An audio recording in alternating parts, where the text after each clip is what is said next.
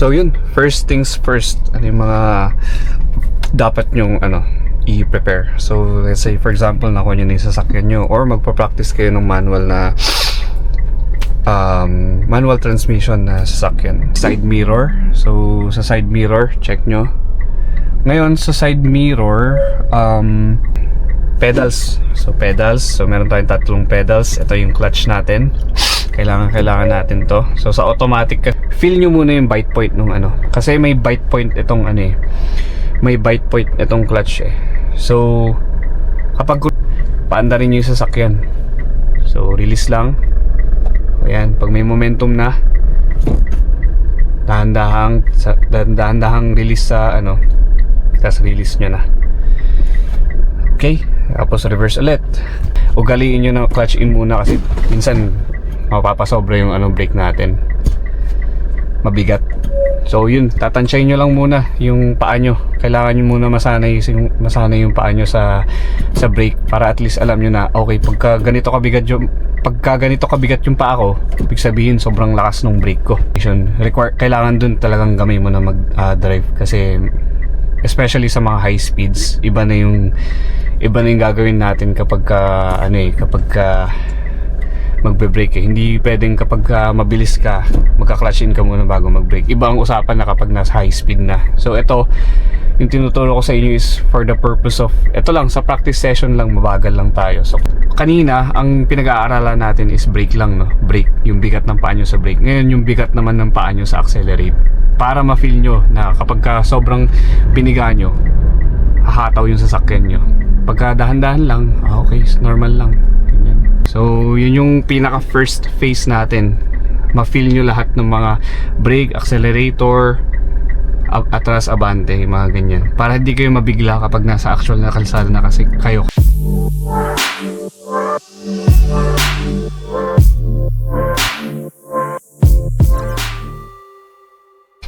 What is up guys? So good morning sa inyo. So ito yung magiging natin, no, para sa mga aspiring na manual users natin dyan, sa mga gusto mag manual and totally first time nilang magdadrive ng manual. So meron din tayo naging request nito before na hindi na natin naharap kasi medyo hindi ko alam kung hindi ko na siya naharap eh. So yun, first things first, ano yung mga dapat nyong i-prepare. So let's say for example, nakuha nyo na yung sasakyan nyo or magpa-practice kayo ng manual na manual transmission na sasakyan. So first is yung seating position natin. So i-adjust nyo muna. So first is yung sa upuan, like as much as possible, mas maigi kung yung medyo nakataas siya in a way na medyo makikita nyo yung hood ng sasakyan, para at least yung kita nyo yung vision kung kapag nagdadrive kayo, kung malapit na kayo sa mga curbs or mga sasakyan na kasalubong nyo, or yung mga kanal, ganyan. So may vision kayo na nakikita nyo siya, yung kumbaga yung katawan or harap ng sasakyan. Yun yung unang yun yung unang step nyo, yung sa height nya. So kailangan naka-set up siya ng ganun. And then yung sa seating position, pinaka-relaxed position natin is yung sa kamay nyo. Kapag ka nakasandal kayo sa tawag dito, nakasandal kayo sa upuan nyo, dapat yung itong part ng wrist nyo dito is kalinya nung manubela. So this way, tapos ito ang proper na paghawak sa manubela. So dalawa. Tapos yun, kapag mag-i-steer ka, turo ko rin yan sa inyo mamaya, cover natin.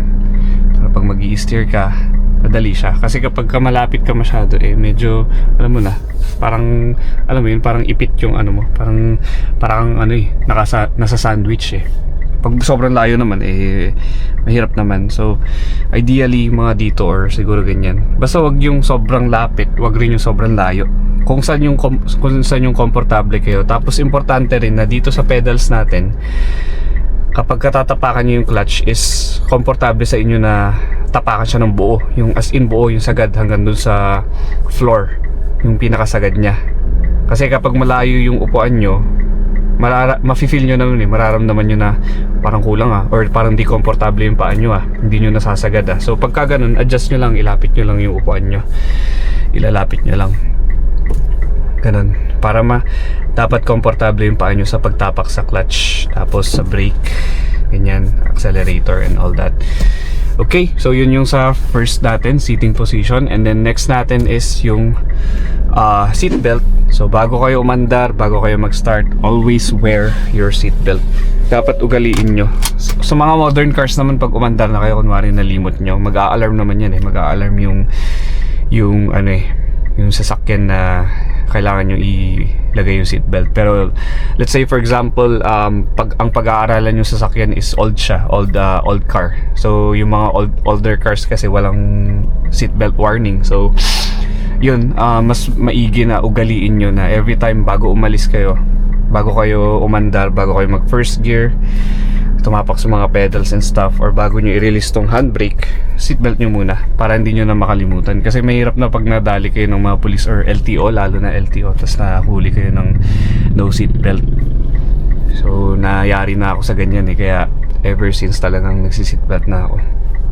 Magkano rin kapag nadali ka. Yun. So yun ang sa seatbelt. Tapos very important din guys, side mirror. So sa side mirror, check nyo. Ngayon sa side mirror, mahirap kasi sa point of view ko pero usually isa-set nyo siya na yung kumbaga parang itong pinaka point or baba ng side mirror is nasa dulo ng handle, basta nakikita nyo yung handle, ganun. Or as long as nakikita nyo yung mga sasakyan sa likod, nakikita nyo, may vision kayo sa likod sa so pwede kayo manood na lang ng ibang mga videos na na kung yung proper way para ma-set nyo yung angle ng iba-iba rin kasi yung side mirror ng mga sasakyan. Pero yun, merong standard na as long as yung parang handlebar nakikita mo sa pinakailalim nitong side mirror, tapos nasa pinakagilid din siya, nasa edge, yun yung parang optimum or basta yun saktong saktong pwesto ng side mirror. Same with dun sa kabila. Tapos rear view mirror, yan yung mga importante. Kailangan natin yan guys kapag nagdadrive tayo, kasi yan yung makakatulong sa atin para makaiwas sa mga disgrasya, mga self-accident kumbaga, ganyan. Tapos yun, after that is pedals. So meron tayong tatlong pedals. Ito yung clutch natin. Kailangan natin to. So sa automatic kasi wala nang ganito Ito lang talagang dalawang ito lang dalawang pedal So ito. So yung left foot is laging dito yan. Dito yung naka-design sa clutch. Yan. Tapos ito ang posisyon ng paa nyo dapat dito is parang nakagitna siya. Naka-pa-V siya. Pa-V. Hindi siya yung tipong andito tapos kasi mahihirapan kayo. So paggigitnaan niya itong itong dalawang pedal, which is brake tapos yung gas pedal or accelerate. Brake, gas pedal. So sa una, feel nyo lang kunwari naka-start, naka-neutral pa lang naman kayo.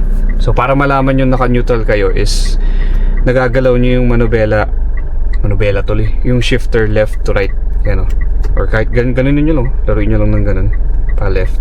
So naka-neutral kayo kapag ganun. So ayan, i-feel nyo lang muna yung gas, tapos brake, gas, brake, yan. And then ito, shifter natin. So feel nyo lang din habang di pa muna kayo umandar. Basta kumbaga parang get the hang of it. I-feel nyo lang muna yung So every time mag-shift kasi tayo, kailangan naka-clutch in tayo. So itong clutch natin, clutch all the way. So pag ganyan, feel nyo lang. First gear is dito, first gear. Tapos second gear, third gear. So if you feel nyo lang, daanan nyo lang lahat ng gears. Tapos usually pag ito kasi 6 speed to guys. So mga standard cars is pag ganito yung reverse nila, ganyan. So ito kasi in my case, ang reverse niya is push, tapos up. Nasa pwesto siya ng first gear pero push. Sa iba naman na mga diesel na 6 gears, pataas. Tataas mo yung dito. tataas mo siya, parang meron ditong ring, tapos tataas mo lang yun, tapos punta mo siya sa pwesto ng primera. Ganun yung ano niya, ganun yung reverse niya. Pero yun, normal cars, mga standard cars, ang reverse is dito. So every time mag-shift ka, sanayin mo lang clutch in muna, clutch in, tapos feel nyo yung paano mag-shift, ganyan. So pinaka basic to shift is, or to practice is, primera ka muna, clutch in, first gear. Tapos pag gusto mo mag second gear, bitawan mo yan, mapupunta yan ng neutral, di ba? Then i-push mo siya to left, tapos para mapunta ka sa second. Tapos pag gusto mo mapunta ng third, push mo pataas, matic, mapupunta yan ng ng neutral, tapos nasa gitna yan. So nasa gitna kasi ang third and fourth, so tataas mo lang yan, taas mo, third gear. Tapos pag pupunta ka ng fourth gear, pababa lang din, kasi nasa gitna lang naman tong, yung pwesto ng neutral kasi nasa gitna yan. So fourth gear. Tapos fifth gear, pa right.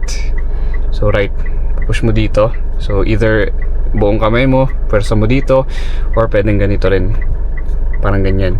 Tapos pupush mo pataas para sa fifth gear. Pag reverse naman, so pwedeng ganyan, or ganito.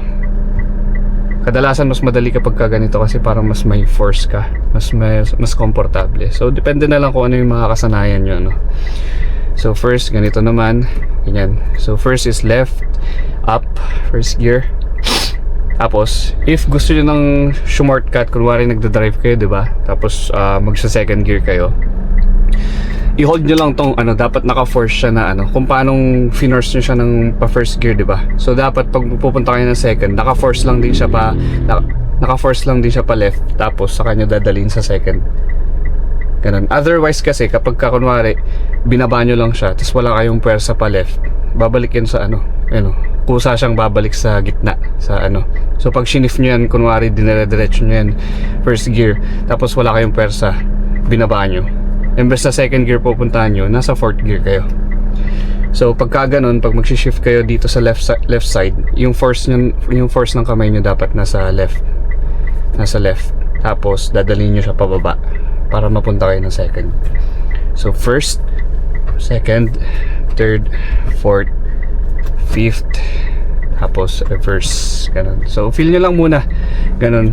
And habang feel nyo siya, mag-clutch in kayo para at least kumbaga nagiging muscle memory sa inyo yung kasi every time mag-shift tayo, kailangan natin mag-clutch in eh. Hindi pwedeng yung kunwari umaandar ka tapos mag-shift ka ng third, wala ka sa hindi ka nagka-clutch in. Hindi yan mag-shift, hindi yan papasok. So kailangan very crucial na mag-clutch in ka muna, tapos saka ka mag-shift. So sa practice session nyo, clutch in ka lang muna, tapos feel it.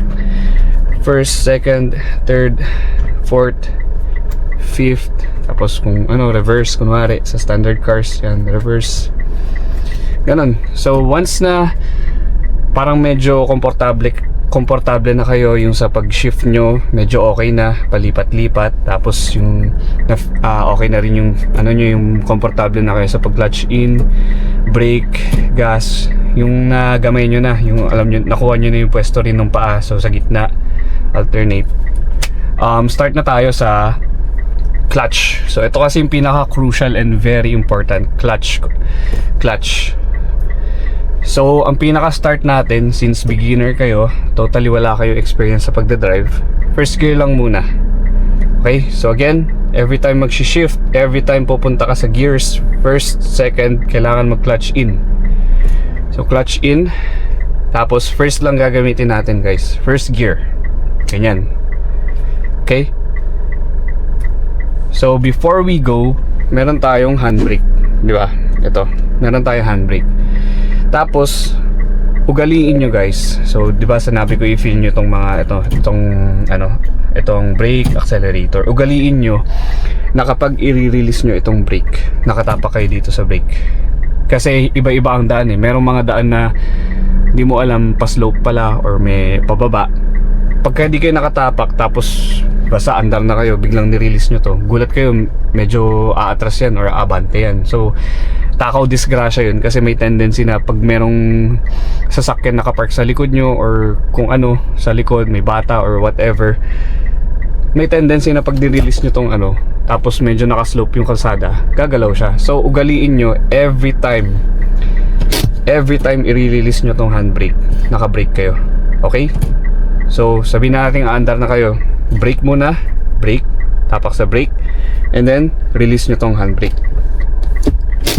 So push, nakalubog kasi yung ano nito, nakalubog yung push nito so, pero sa mga talaga pag normal yan nakalabas yan. So pupush nyo lang. So hindi nyo siya maano ng sa handbrake, no, hindi nyo siya mabababa ng pinush nyo lang. Tas ano, kailangan nyo siya munang iangat konti. So again, yung practice natin, brake, tapos ito, push. Pagka push nyo, angat nyo lang konti. Kailangan nyo buhatin ng konti yung handbrake para maibaba nyo siya. Hindi nyo yan kasi maibababa na kahit pindutin nyo tapos ipipilit nyo ibaba. Wala, nakalak lang yan. So kailangan nyo muna iangat siya para matanggal siya dun sa parang gears sa loob. So pagka pindot nyo, angat konti, release all the way down. Pag iaangat naman, ganyan lang. Hindi na kailangan pindutin, ano. Pag nagre-release lang, pag iaangat nyo, ganyan lang. So walang problema dyan. Pag i-engage nyo yung handbrake nyo, taas nyo lang, ganun. So again, so ganyan, diba? Andar na tayo. So brake muna, release, push, angat konti para may baba, all the way down. Tapos ayan na, mag first gear tayo. So every time mag-shift, kailangan natin mag clutch in, first gear. Okay?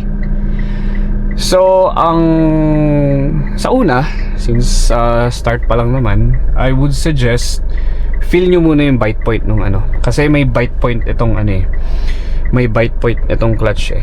So kapag kunwari naka-stop kayo tapos nire-release nyo, diba, nire-release nyo yung ano,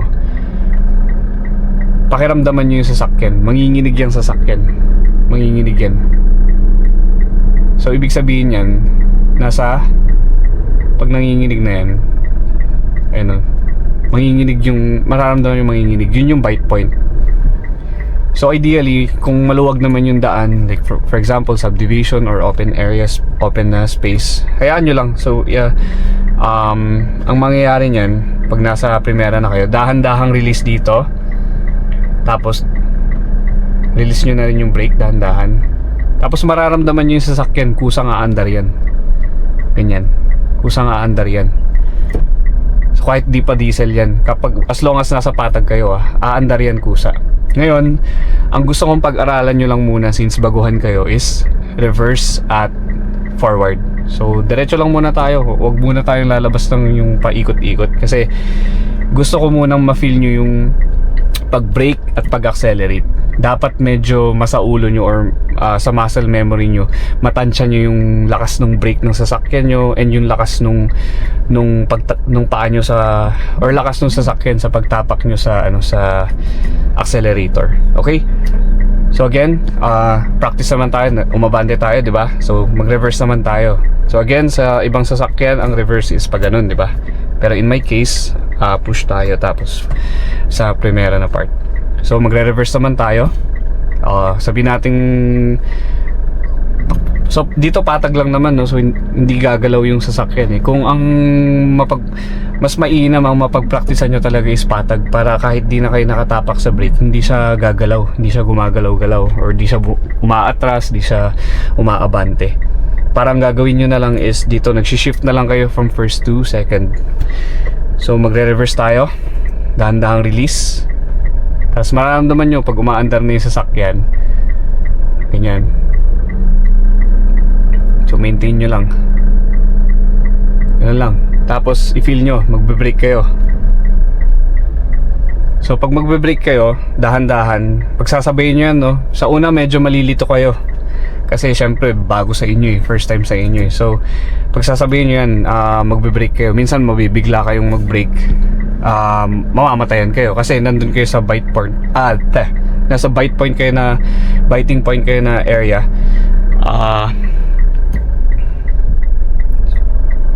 Disclaimer lang pala, no, biting point, bite point pareho lang yan. Mas maano lang kasi, mas tawag dito, mas wordy lang yung biting point eh. So kumbaga parang ano, doon na lang tayo sa mas maikling part, pero pareho lang yan. Okay, so ganyan. Ayan o, papansin nyo. Tapos ganun lang, i-feel nyo lang na umaandar yung sasakyan pa abante. So release, tapos release clutch slowly, paabantihin nyo.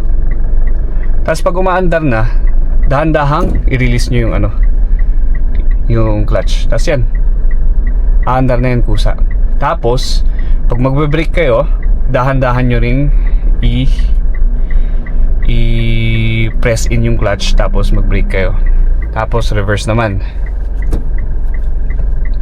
So clutch in, punta tayo sa reverse, shift to reverse, release ng brake, tapos ayan, dahan-dahang release, biting point. Pag umaandar na, yan yung biting point or bite point. O, tapos oops, pag reverse kasi mabibigla yung ano eh, bibiglayin ka nung ano eh. Usually sa reverse naman is kailangan mo lang i-maintain sa bite point ano, kapag ka nagre-reverse ka. Kasi pag nirelease mo siya, masyado siyang malakas eh, pwedeng magtuloy-tuloy eh.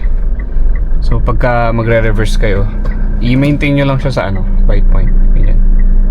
Kasi pag nirelease nyo yan, mabilis yan. Parang una bibiglayin kayo, tapos dahan-dahan. Pero yun, as long as nasa open space naman kayo, yung safe, walang mga masyadong dumadaan, or nasa subdivision kayo, ganun, make sure lang na walang mga ano no. Tapos yun, forward reverse lang muna ang pag-aralan nyo, practicein nyo lang muna. Yun lang yung pinaka-importante. Ang pinaka-crucial kasi dito is masaulo nyo or masanay yung paa nyo sa pag-release sa bite point. I-release nyo, tapos pag naramdaman nyo nang nanginginig yung sasakyan or umaandar, yun na yung bite point, yun na yung biting point. So again, first gear. So ngayon, try natin yung naka-brake lang. Release natin, mararamdaman mo yung sasakyan manginginig yan. Ganyan o, patayin ko muna yung aircon. Sadyain natin siyang mamatay. Pwede kayo mag-limit test. So and kasi kapag ang mangyayari dito, pag totally ni-release mo yung clutch nang hindi umaandar yung sasakyan, mamamatay yung sasakyan mo. Ganun ang mangyayari. So kailangan may momentum muna, kailangan umaandar na muna bago nyo siya totally i-release from bite point.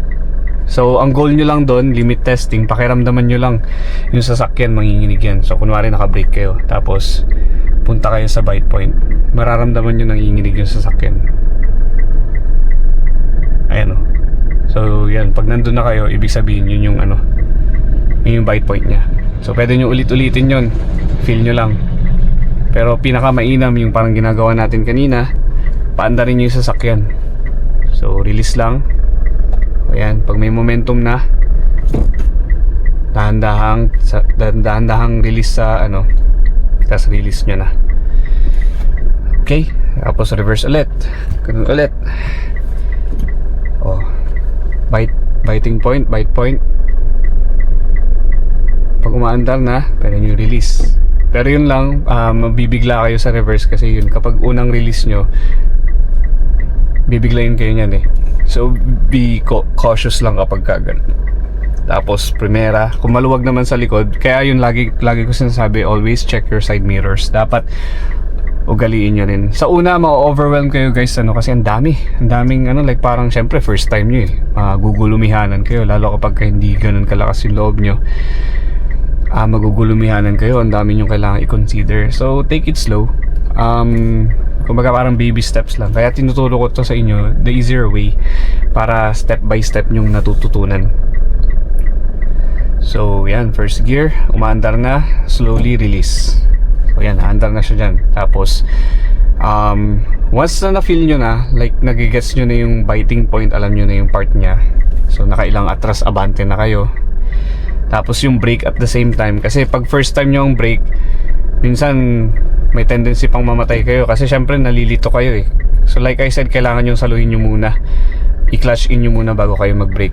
Otherwise kasi kapag ka nauna yung brake bago nyo i-clutch in yan, nakaprimera kayo, mamamatay yan.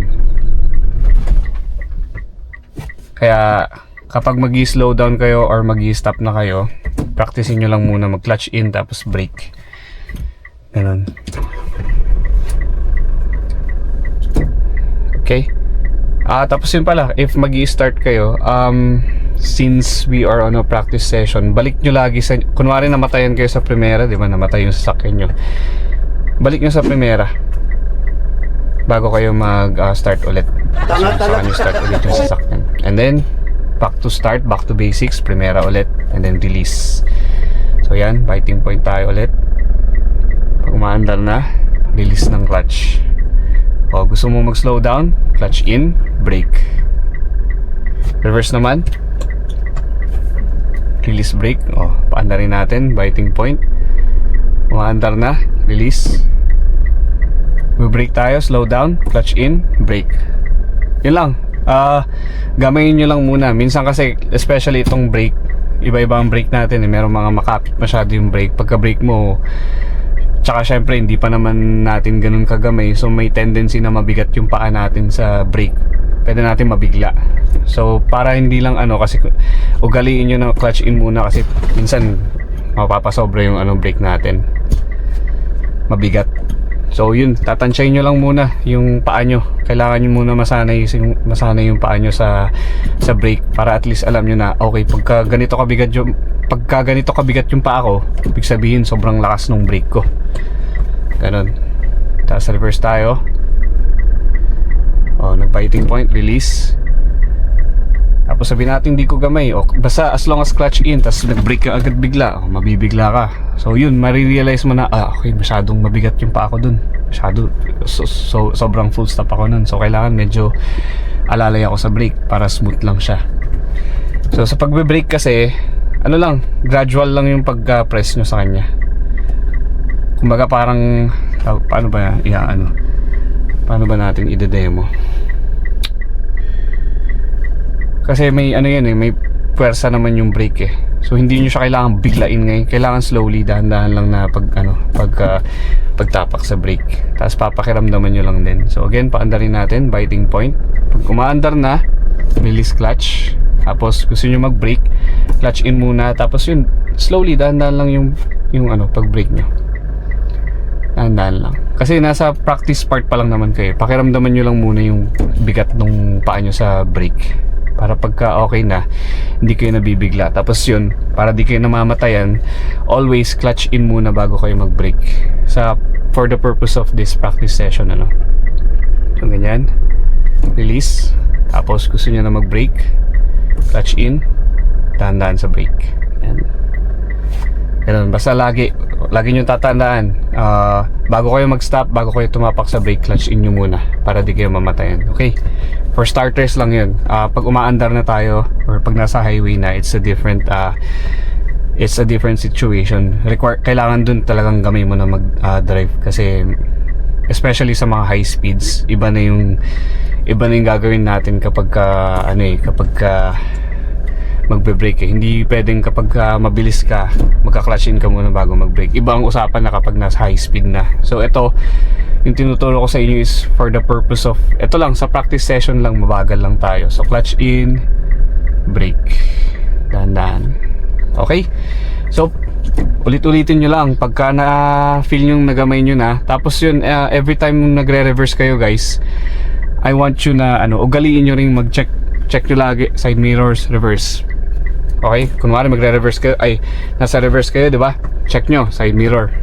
Kahit sabihin mong libre yan, ugaliin nyo para masanay kayo, para hindi na-overwhelm yung utak nyo na ano ba yan, daming sinecheck, ganyan. Ugaliin nyo lang, sanayin nyo lang, gawin yung muscle memory na pag pa-reverse kayo, okay, magre-reverse ako, check, side mirror, rear view mirror, tapos atras.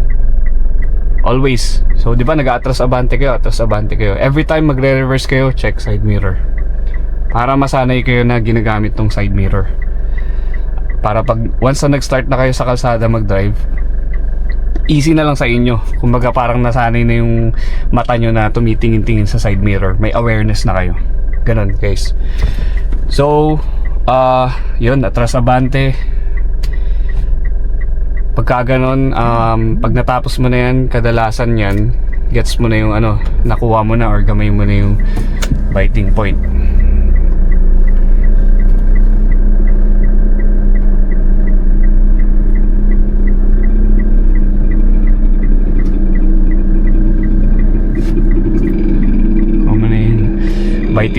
Kuha mo na yung biting point kapag ganyan.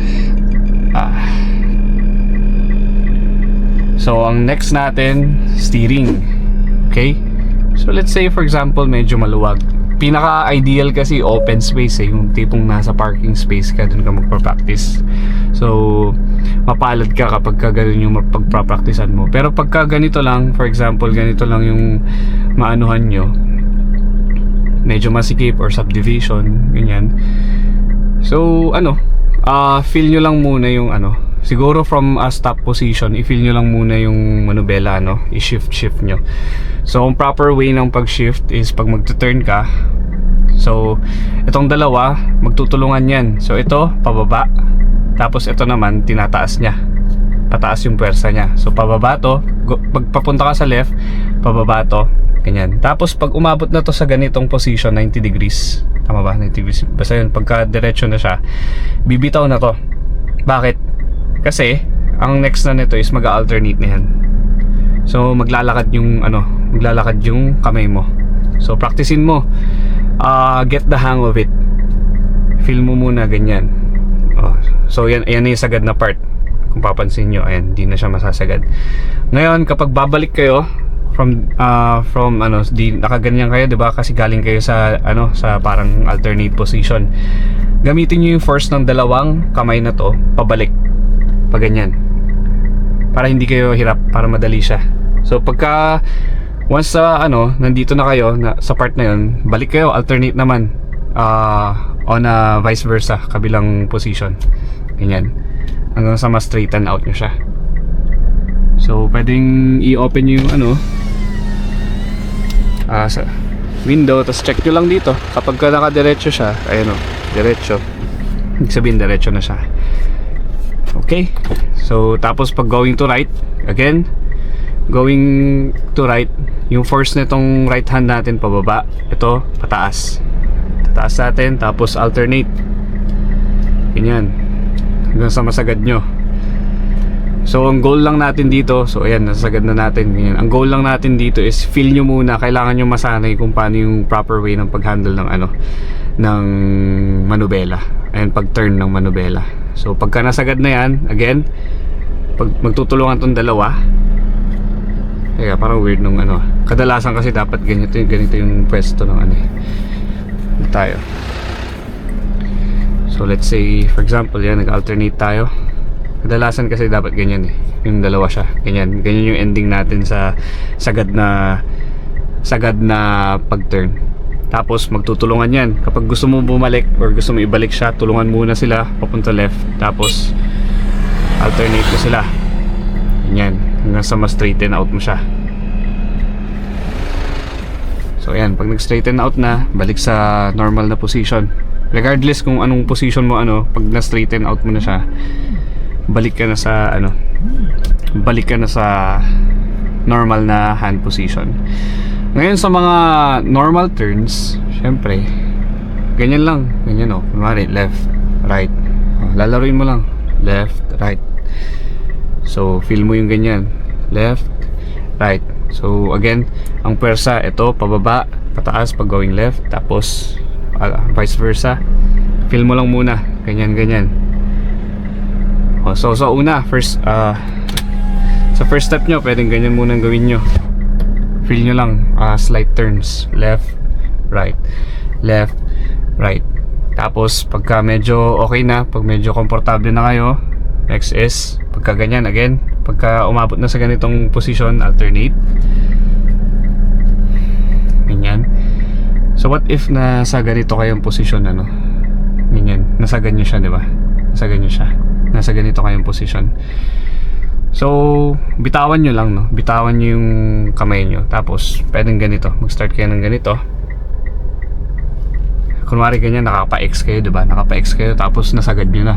Ang awkward nung ano. Kasi dapat ganito ang posisyon nyo eh. Para magtutulungan lang tong dalawa, tapos alternate lang ulit. Pero let's say, for example, na ganito ending nyo, naka ano. Bitawan mo lang siya. Tapos, hawak ka na lang somewhere na katabi niya, kahit magkatabi siya. Tapos, tulungan mo lang na ibalik niya dito, tapos alternate ulit. Ganyan. Kabila. So let's say X position mo ulit siya na ano. So ipwesto mo lang siya na ano, na naka ganito siya, magkatabi siya. Tapos magtulungan sila and then alternate ulit, pabalik. Ganyan. Tapos if you wanna check sa una, syempre kasi di ka umaandar eh. Check nyo lang kung diretso yung ano, manabela. Okay. Okay, so yun. Next naman natin is paandarin natin siya. Going to second gear. So medyo crucial yun, no? So paandarin natin siya. So pag magsa-second gear kayo kasi kailangan nyo mag-clutch in. Let's say, yan. So if you feel nyo na yung gas, siguro ang pinaka magandang i-ano ko muna dito is feel nyo muna yung gas, ano? Kasi kanina ang pinag-aaralan natin is brake lang, no? Brake, yung bigat ng paa nyo sa brake. Ngayon yung bigat naman ng paa nyo sa accelerate. Para ma-feel nyo na kapag ka sobrang biniga nyo, hahataw yung sasakyan nyo. Pagka dahan-dahan lang, okay, normal lang. Ganyan. Ganun. Tapos reverse. Ganun ulit. Tingin side mirror bago mag-reverse. Tapos release clutch. Yan. Biting point. Pag umaandar na, release. Tapos feel nyo yung gas pedal. Tapak-tapakan nyo. Pag reverse, I would suggest na hayaan nyo na lang kasi medyo ay pwede, pero dahan-dahan lang kayo sa reverse, ano, kasi pwedeng pwedeng maano kayo diyan eh, malito kayo or what, basta ma-confuse kayo tapos mabigla nyo yung ano. So pagka reverse, masasuggest ko hayaan nyo lang yung sasakyan na nagre-reverse, huwag nyo na lang tapakan. Ngayon, practicein nyo lang muna yung sa first gear, sa primera, forward. Doon nyo lang muna sanayin yung paa nyo na tinatapakan yung gas pedal. Na pag tinatapakan nyo siya, okay, ganito siya. So pag binigla ko to, hataw siya. Pero pag daan-daan lang, konting tapak lang, normal lang yung takbo niya. Biglayin ko, tatapakan ko, ganun. Feel nyo lang muna yung accelerator, yung gas pedal. Feel nyo lang muna yung power ng sasakyan. Ngayon, pag medyo komportable na kayo sa accelerator, then pwede nyo i-try yung sa reverse naman. So reverse, diba? Release, biting point, maandar. Pag maandar na, release ng biting point. Tapos, since alam nyo na gamay nyo na yung pagtapak sa accelerator, alam nyo na dapat magaan lang. So dadaan-daanin nyo lang, gagaanan nyo lang. Gaan lang. So halos pitik lang, konting piga lang, konting press lang. Ayan, ganyan. Tapos stop ulit tayo, clutch in muna, tapos brake, dahan-dahan sa brake. Yun. So yun yung pinaka first phase natin. Ma-feel nyo lahat ng mga brake, accelerator, atras, abante, mga ganyan. Para hindi kayo mabigla kapag nasa actual na kalsada na kayo. Kasi pagka nag-shortcut kayo, may tendency na okay sana kung parang fast learner kayo. Hindi naman lahat ganun ng ano, hindi naman lahat magaling, hindi naman lahat ganun ka lakas yung loob. So if parang medyo cautious kayo or medyo kabado kayo, start with the basics, start with this. If confident na kayo, then go. You can skip the steps and then proceed na kayo sa ano. Pero kung hindi pa kayo ganun confident, then start with this para i-build nyo muna yung confidence nyo, yung muscle memory nyo sa pedals, sa pag-atras abante, sa pagtingin sa side mirrors and all that stuff. Ganun. So saan na tayo? Yun, ganun. So pagka ganun, gamay nyo na yung timpla sa brake, na alam nyo na yung bigat ng paa nyo sa braking, and then accelerate, alam nyo na yung bigat nyo sa accelerate, na kapag tinodo nyo, hahataw siya. Pagka magaan lang, dahan-dahan lang. So pagka nagamay nyo na lahat yon, proceed tayo sa shifting. Reverse muna natin.